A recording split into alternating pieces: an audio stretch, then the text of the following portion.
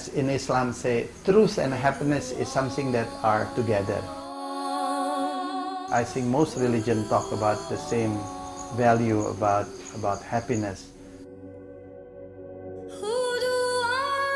Imagine if we are all as a good human, what sort of world can we create there? Iskandar Vevarunta's words may just change your view of not only Islam, but happiness forever. Everybody, every culture, every religion has to embrace this consciousness and they do something about it. Born to a Dutch Catholic father and a British Jewish mother, this self-sufficient ecologist said Islam was simply an answer to questions that had plagued him for nearly 50 years. 12, 13 years ago, I was reading some of Islamic literature that related to the path of the heart, which is known more as Sufism in the West. Is the sort of more of the mystical sort of side of Islam, or the side of the heart, the path of love in Islam. I was struck because everything I was looking for was clearly spelled out and in a very, very beautiful and logical way. So ever since I decided to take Islam seriously, because when you fall in love, you're ready to sacrifice. That things that make you different in life, when you sacrifice your own existence for something greater in life, which is love, and that's basically the beauty of all the love story, is how much a person sacrificed himself.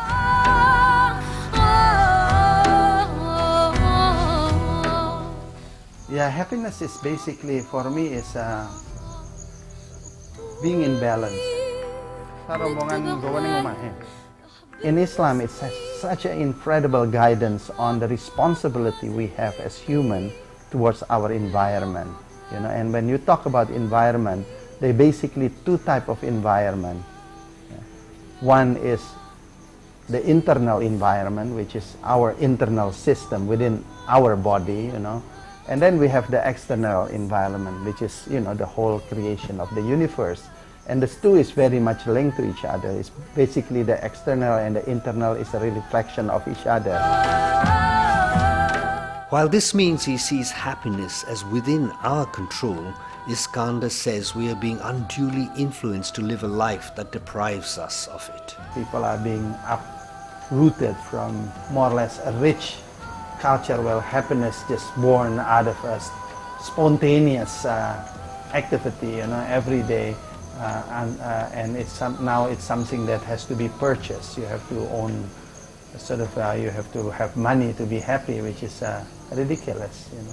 It is the world of luxury that has been pulled over your eyes to blind you from the truth. You know that our happiness now is manipulated like crazy by the industry, and they want us to be weak.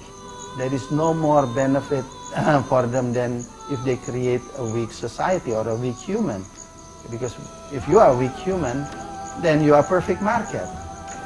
And that's why they want to detach you from all this real food or the real nourishment that you can get in life. And that's why they make you leave the sovereignty area, like the village, where you have nature, you have people working with love towards each other, and they move you to the city to make you depend on the industry, because they know, once you're in the city, you'll be my slave, and you will live right through your life in your sort of limited dream as my perfect slave, and it's time to warn people about that.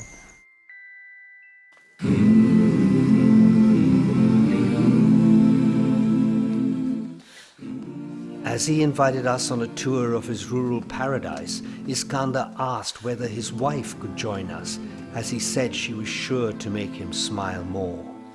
I was surprised by his request. Iskandar saw my surprise and explained that the largely institutionalized, male-dominated Arabic view of Islam we're confronted with in the media is not representative of most Muslims, who simply see their religion as a better way to live.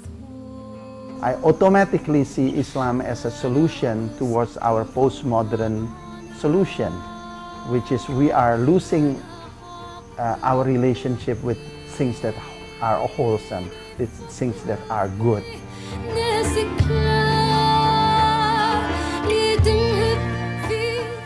Nature is where the best resources of happiness you can get, because when you talk about happiness, it has to be unconditional.